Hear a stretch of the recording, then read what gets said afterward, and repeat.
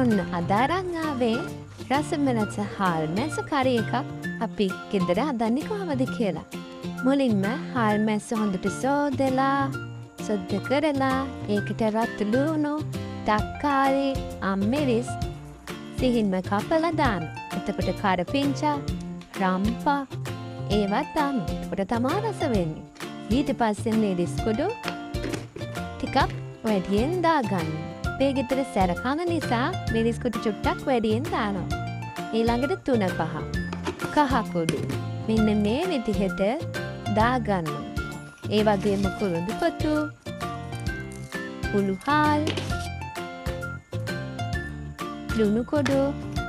හැබැයි ලුණු දාද්දි පරිස්සමෙන්. හාල් මැස්ස වලට හොඳට ලුණු තිබ්බොත් අපි දාන ලුණුත් එක්ක හොද්දේ ලුණු රහ වැඩි වෙනවා. ඒ නිසා සැරකිලිමත් වෙන්න ඕනි අපි ලුණු